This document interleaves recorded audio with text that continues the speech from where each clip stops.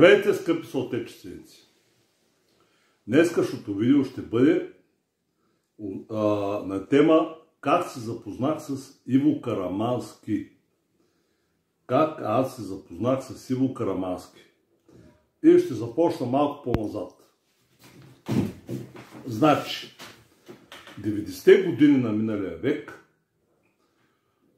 аз ви обяснявах, даже ако си гледали моите стари видеа, ви обяснявах, че съм лежал в затвора в България. Първо бях в Югославия. Ето Югославия. Ето. Това е Югославия. Значи, така. 1988 година избягах зад граница, като исках да напусна пределите на социалистическия режим. И бях тръгнал към Италия, там ме хванаха на границата на Югославия, Словения, която в момента. В Триест, преди да стигна до Триест, ме хванаха на границата, върнаха ме, а понеже аз бях минал през тогавашна Македония и ме съдиха в Скопие. Тогава беше цялото Югославия. Ето. Тогава това всичкото беше Югославия.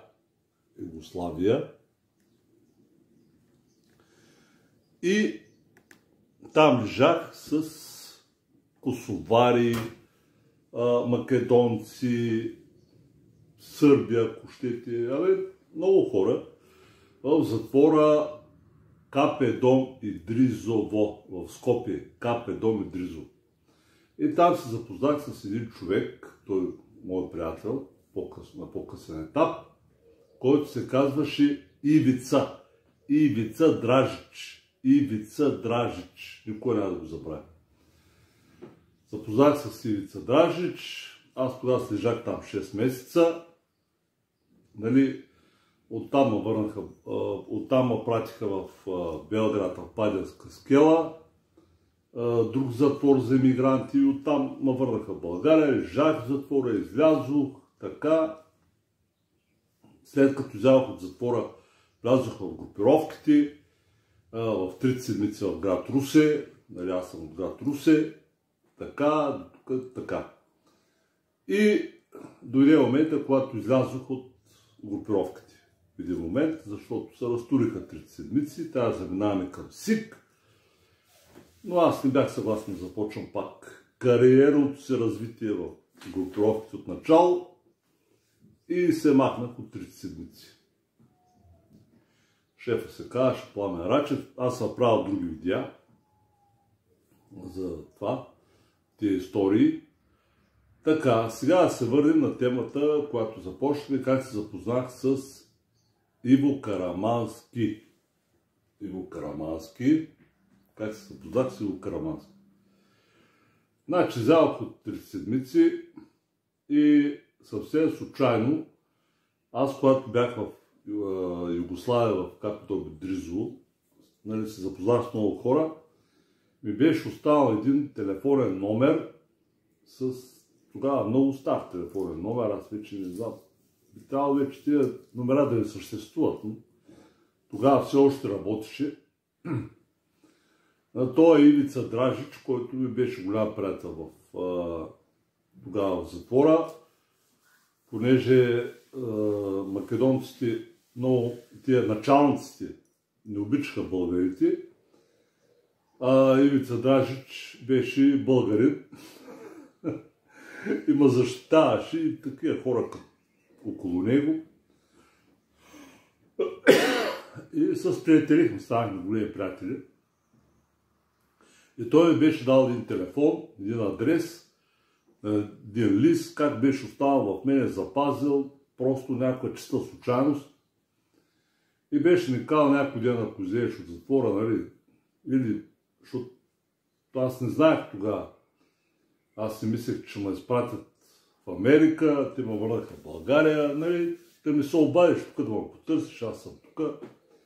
в Скопие. Той живееше в Скопие по него време. И така, имах му адрес, телефон. Нали, те минаха много години. Много. Аз в 88 година бях в Югославия. 90-те години излизам вече, нали, от затвора. 90-те години също излизам от групировките. И да вика, дай да му звъна този човек, а тъкмо бяха започнали военни действия в Югославия. Тук тъкмо бяха започнали. Тъкмо Югославия влизаше в война.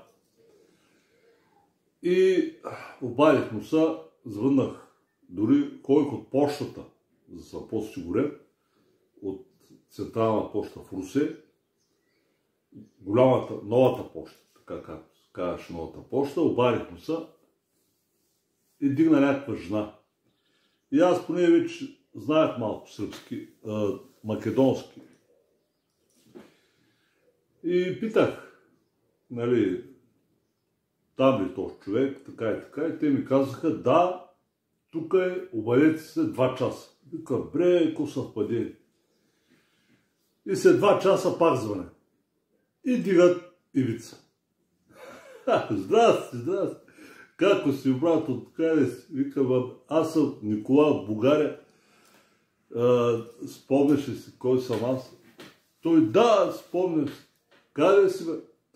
Абе, вика, в Русе, в моя град Русе. И той ми вика, искаш ли да се видим, да дойдеш на гости, так, да причаме, да си там, да едем, да пием. Викам, ще дойда, бе, няма никакъв проблем. Тогава по него време бях се донесъл от Белгия, забравя да ви кажа, един Opel Кадет GSI, червен, спортен, беше голяма работа. И само се чуя къде да ходя с него. И викам, ще дойда, няма никакъв проблем. Кажи, къде да се видим. И той ми обяснява, нали, помниш Скопие, пък аз в Скопие съм ходил. Нали, аз, когато минах границата, живях там няколко дена в Скопие, нали, когато минах границата с Югославия, долу-горе го познавам, знам къде е ЖП гарата, знам къде е центъра, знам там. Дори вече знаех къде е КП до Мидризово затвора.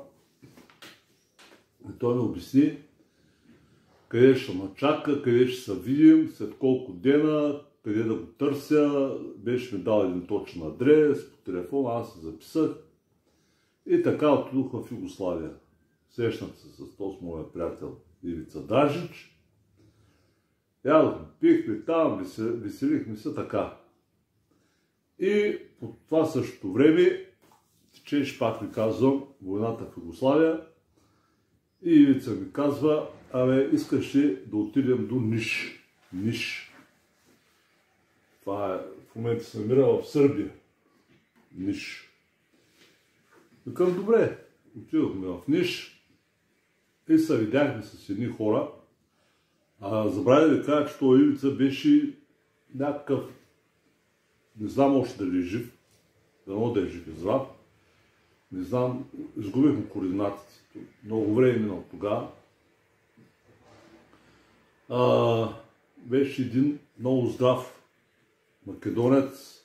Абе, той си беше българин. Ама така, като ми оставали сами в затвора, идваше ми на ухо ми викаше, абе аз съм българин, ама защо владата тако сака да причаме, че сме македонци, зато и говорим, че сме македонци. Но и аз съм българин, да знаеш. Така ми говориш. И както е, отиваме в Ниш. Ивица имаш много познанства там от затвора, отвън, от преди това. Беше някакъв човек, който всички го познаваха, той познаваше всички. И ми вика, Бугар, искаш ли, той така го говориш, Бугар, искаш ли да правим пари?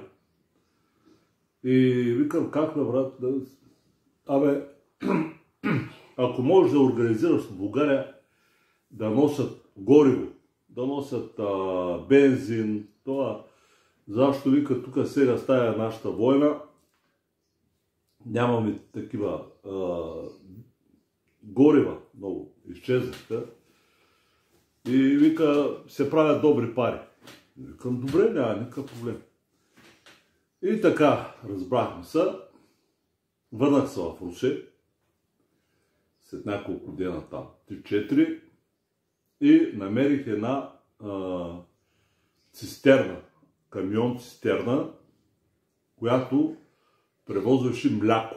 Ома беше 20 тона или 40 тона или някаква много голяма цистерна, камион с цистерна. И викам, беше рискувам.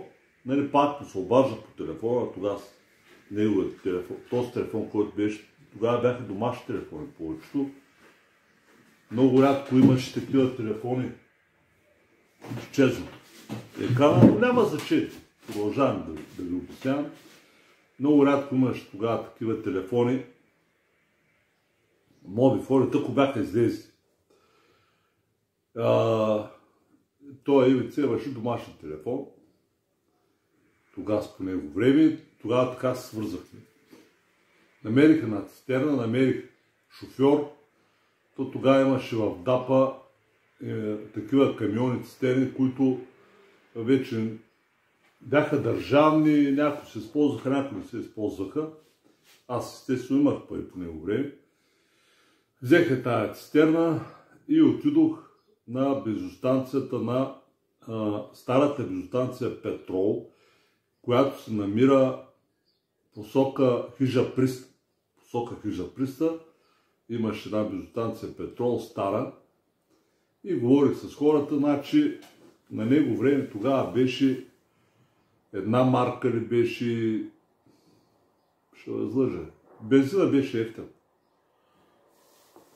И те дори се зарадваха те хората, които работиха там, че вземат такова количество. Ама те бяха някакви фокусници, които работиха, защото те си зануляваха апаратите, тия бензиноколонките, те си ги зануляваха. Значи могат да налеят днеска 50 тона, зануляват цяло чищото и са продали.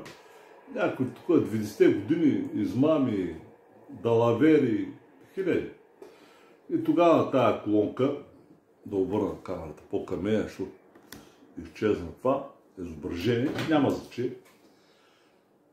Долу-горе влязох в час и напълних тази цистерна с бензин. Само че вече няма спомня, 20 тона ли беше, 40 тона ли беше, но голяма цистерна. С мляко я напълних с бензин. Догоре платих на хората много пари тогава, много, страшно много пари. Дори бях взел шофьор с мен, защото много далеко. Къде е Русе, къде е Ниш, а среща ли беше в Ниш, забравя да ви кажа, преди бях се разбрали, аз ходих там, нали, ходихме заедно, видях улици, там едно кафана, те му викат кафана, едно кафене, където да се срещнем. И аз, то шофьор, камиона, цистерната, заминавам за Ниш. Естествено, на Калотина малко се притесних, защото тогава няма фирми, документи, те ми издадоха някаква летяща фактура, така измислена тогава с тази бензиностанция за това гориво, но спряхме на Калотина и си спомням, имаше двама митничара, те бяха или брат, или братовчеди. Големия Тошо и малкия Тошо. Софиянци. Ама какви митничари? Сега ще ви го обясня. Значи, едни дебели синджири златни, дебели гривни златни, дигнали си екити, такива митничари на Калотина. И спряхме с камиона, шофьора трепери и вика спокойно. Аз слязох и към код, най-много да изгорим с горивото, камиона ще видим там, ще оправим нещо. и да го конфискуват. Те тогава бяха държавни, аз как бях го наел, вече нямам спомен. Все още на него време, 90-те години. И пак втория начин. Някой беше му оправил с този камион. Беше от някакъв ДАП, вече, който не работеше. Както е. И тия митничари, това е големия Тошо. Те бяха един по-висок, един по-малък. Големия, малкият Тошо. Гледат ма те и викат, ко носиш? На цената пише мляко. Не викам мляко. Те ма гледат, те ви. Стои мляко, може ли да се кара автомобил? Става ли млякото да се напълни фризера, да се кара автомобил? Викам, става, ако имате желание, може и да се случи. Добре. Къде е страна? Викам, тук е при един приятел в Ниш. Вика, ти си там от Тунес. Аз викам, да, от Тунес. Аз въобще не знам то с кой ми говори. Тогава по него време, по време на ембаргото в Югославия, горивата, хиляди хора масово изнасяли горива за Югославия. Може би аз бях един от последните. Дет бях светна на тая далавера. И този големия точно вика сега. Така гледам нещата, даваш ми $200 и продължаваш и другия път, ако има втори път, иска да търсиш мене или брат. И ми оставя някакъв мобифон тогава на времето. Мобифон, номер на мобифон. Към добре бе, няма никакъв проблем. И напуснаха. Влязохме в тогавашна Югославия, в Ниш. Срещнах се с този моят приятел. Той нас закара при едни сръбски цигани. Много добре спомням. Паче много богати. За него време с едни Мерцедеси, БМВ-та, пак едни ухичени злата, такива. Бяха бати мафията. Някакви сръбски цигани. На него време. Много хора. И продавахме това. Значи, ако бях, сега да го обясня. Аз купих този бензин за една марка, Deutsche марка, долу-горе, вече няма точно спомен, литъра. Аз го продадох на 3 марки литъра, 3 Deutsche марки литъра. Значи смятайте. То влиза там разходи, път, туилно. Шофьора, ето с мен той. Тя ще го дам някакви пари. Дед бях наел този камион. Нещо ви съм добре. Но няма значение. И така започна моята сага, моята одисея да принасям горива. Докато един ден в Ниш съм, в една кафана, пиме и влиза един човек и вика, тогава сръбски цигани, вика, българ, ела тук, то с моя ивица беше някъде. Едни хора искат да причат с тебе, да приказват. Вика, какви са тия хора? Ела, от България са. Излизам навънка и гледам 2 джипа. Нисан Патрул, много добре спомням. 2 Нисан Патрула. Софийска регистрация. Единият беше целия ушарен, такъв на смисъл, нарисуван, такъв много тарикатски направен джип. Другия беше черен, 2 Нисан Патрула, големи. И имаше хора вътре, един човек беше пред джипа и ми вика, може ли за малко, на български, чист български. И викам, тези хора говорят български. Защото аз вече бях свикнал там с сърби, македонци, цигани. И, нали, като чуеш родна реч, отивам, здрасти. Вика, тая цистена твоята ли там? На улица до кафето. Викам, да. Абе, вика, шефа не иска да говори с тебе нещо, вика, е тук в джипа влез. Викам, добре, бе. Влизам в джипа и се запознавам с Иво Карамански. Иво Карамански. Тогава, легендата Иво Карамански. Аз, докато бях в 3 седмици, да ви кажа, чувах много, той имаше застрахователна компания по него време, нали, групировка. Половината град беше застрахован от Коронаинс, той беше шефа на Коронаинс, Иво Карамански. Се запознахме лично и какви ви са впечатленията, ще ви кажа да бързо. Запознахме се, много културен човек и така говориш много спокойно. И ме пита, абе, ти постоянно ли носиш тук гориво на тези хора? Викам, да. Абе, вика, искаш ли да си спестиш, с кого ги носи? Викам, в тая цистерна. Да, вика, разбрах. Искаш ли да си спестиш, откъде вземаш горивото? Викам, от Русе. Абе, вика, къде ходиш до Русе? Искаш ли да си спестиш разходите и пак да изкарваш пари? Нали имаш пазар? Викам, да, имам голям пазар. Добре, и вика така, ние носим направо влакови композиции, цистерни, ЖП гара Ниш, там са и цистерните. Ако искаш да изкарваш, например, колко продаваш на седмица, аз му казвам, аз като дойда, тази цистерна направо изчезва. Добре, бе, ако искаш, викаш, ще закачам на 2 цистерни повече за тебе и направо си взема от цистерната, от гарата. Идва с камиона, остави си тук камиона, разтваря от цистерната в камиона и се продава, няма никакъв проблем. Иво Карамански. Викам, добре, на какви цени?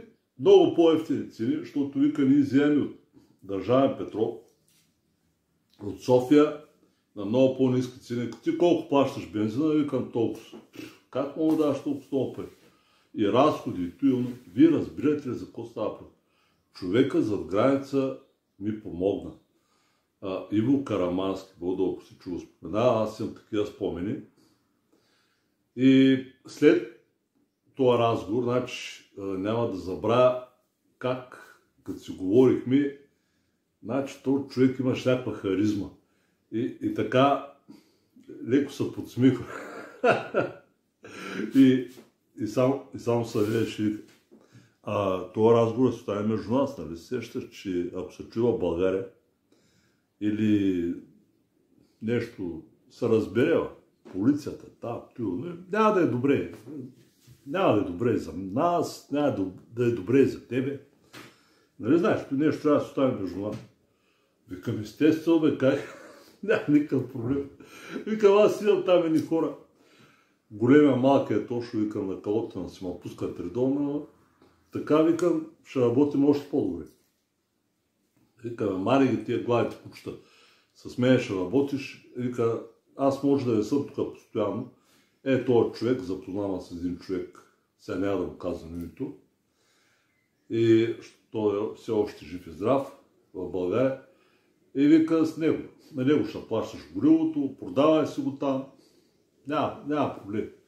Вика, дори ако има някакъв проблем, нещо да се случи тук, макар че нали, нашата организация е много сериозна, вика, ние сме на среща. Вика, бъди сам човека, всичко е наред. Викам, добре. Дори тогава си беше казал, вижте си, толкова много години вече мога да го споделя, беше ми казал така.